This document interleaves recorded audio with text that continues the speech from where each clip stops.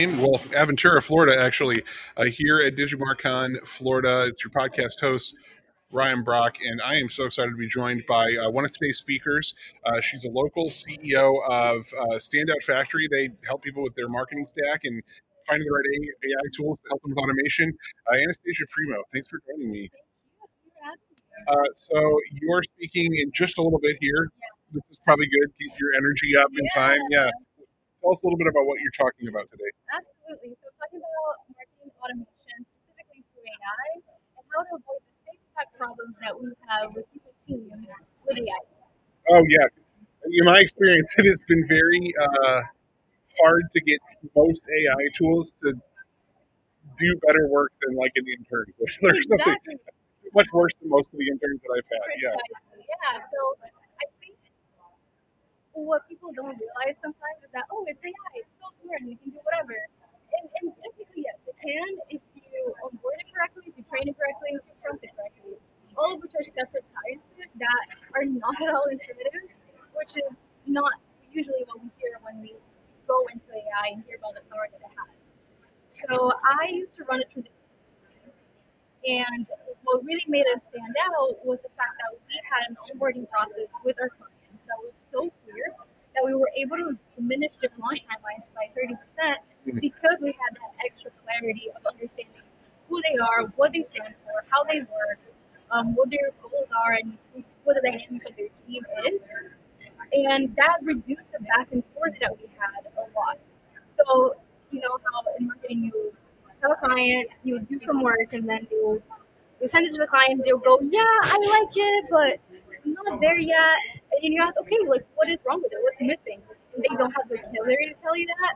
So you get stuck in that back and forth in that loop. Yeah, I owned an agency for 10 years, and like we're very much cut from the same cloth. Like I'm very much in favor of like prepare ahead of time so that by the time you have the conversation, it's easier to do. Yeah, that's cool. Exactly. If you've been there, you know. That's all I'm saying. You know how hard it is when a client says they hate something, but they can't tell you why or what to do differently. Yeah. And so, because so much of my work was focused on giving them the vocabulary and the capability to explain to me what it was and explain what was you would say, it became so much easier to communicate with the other teams of design, web design, Sure.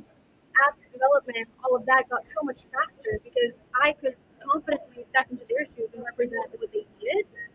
And so after I had done that for a while, I was writing about it at some coffee shop, and I heard this girl next to me who I kind of knew. We had talked a couple of times. We're not friends or anything, but I just heard her going, "Ooh, ah, oh my god," next to me, and I was like, what are you doing right now? And she's like, oh, I'm using ChatGPT for the first time, and it did a great job. Context: she does astrology professionally. Just Oh, okay. Right, very interesting. Whatever. So she goes, it's perfect, but it sounds like an atheist wrote. And I was like, okay, all confusion about that topic set aside. Yeah. What I'm hearing is this is not a marketing team for your small business. Your team person that you just hired doesn't understand your vision, and you're having vocabulary problems and asking it to do it differently. Yeah. So the same exact problem that we have with human teams, she was having with an AI team, which is what I understood at that moment of what a lot of small business owners are resorting to, and still lack the vocabulary to communicate. Oh yeah, I just get abusive with the AIs.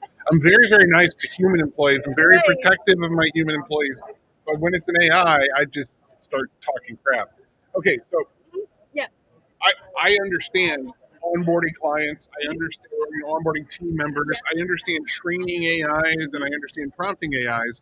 But onboarding AIs is something that's different from like training them. Can you explain that? Get into that a little Yeah, bit? sure. So there's a couple ways that you can optimize the AI you're using to do the task you need it to do. So first things first, you need to find out which large language model is appropriate for the task that you're having it to do. For Okay. example, if you're writing a blog or if you want to do anything that sounds more human, don't go to GPT, go to Gemini. It just is better at sounding human for those things. So after you decide which one is the most appropriate, then you get to give it the information that you need, set the hallucination standards, and figure out essentially what it needs to know and how and what other things that can pull references from to sound like you, or to sound like what your brand should sound like. Sure. Yeah. Yeah. Yeah. Giving a ton of examples, Mhm. and it's funny. Like you talk about giving examples, but also controlling the hallucinations. Because one of the problems I've run into, maybe you can help me with Mhm. this right here. I'm sure there's other people who are dealing with it. One of the problems I've run into is sometimes I'll give an AI, whether it's like creative content writing or if it's like strategy work. I'm having it do like analysis. I'll give it examples, Mhm. and maybe those examples deal with a certain subject matter or talk about a certain thing. And then I'll find that that bot will start hallucinating that subject matter into whatever it's doing, even if it has nothing to do with that subject matter.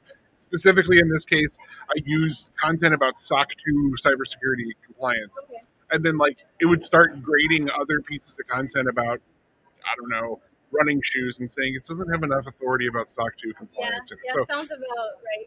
I mean, is that common? Am I alone in there? And do you have any No. tricks for getting around something like that? Yeah, absolutely. So no, you're not alone in that at all, and I think that is another myth where people in every field are trying to use it and they run into this exact same problem of, even lawyers like having AI reference cases that never happened.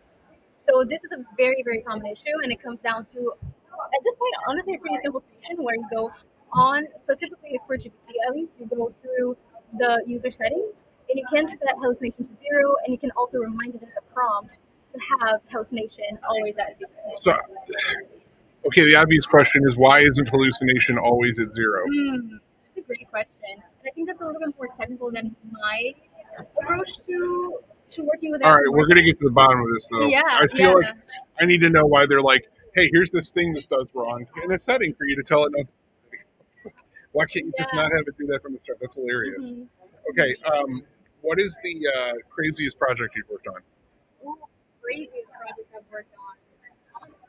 I think the craziest slash most fun was this company that had seven different sub companies or subsections, and they wanted each one of them to sound slightly different, and they were going to different markets, Okay, but they wanted me to build it within the same AI knowledge base and ecosystem. so they wanted like one AI agent to be able Mhm. to move back and forth between several different brand Right. voices. Okay. Yeah, exactly. So that was one of the most stressful periods of my life, but also one of the coolest AI systems to build to really understand how can I practice in a way and how can I inform it in such a way that there is like an overall oracle of this company knowledge base so that they were a startup so that they can pitch that, get all information for the pitch deck or for investors or whatever, while at the same time having enough differentiation between them that the real estate side and the wellness side didn't sound the same because they can't because they're not communicating with Yeah, right. Yeah. So these are the problems we're dealing with now. How quickly do you think it's going to change drastically? Like a Oh year yeah, from now, are we going to be talking about these same issues with AI, or is it going to be a probably not. completely different set? Probably not. Probably a whole different set of issues. Yeah. I'm just waiting for the whole thing to just catch up and actually become scary. That's what I want. And I'm being honest about that. Mm-hmm. I want it to be like you don't have to try because it's just so good that the AI That it just can, knows. yeah, like I'm excited for my AI to do things like make up my mind for what I'm eating for dinner tonight, because it Yep. knows better than me. That sort Yeah. of thing. All right. Well, this has been a really fun conversation. If someone wants to find you online, learn more about your services, learn more about your thoughts, how do they do that? You can either follow me on Instagram at Anna the Brand Engineer, or you can follow me on LinkedIn. My it should just be Anna Primo Anna on Primo. there. All right. And you're talking at 1:30. 130. All right. So if you happen to be local or you happen to be here, check it out. We've only got about, what is that? A little over an hour before Anna, I can call you Anna, Yeah, Anastasia, yeah. yeah, her first conversation here with everybody on stage. So tune in for that, and we'll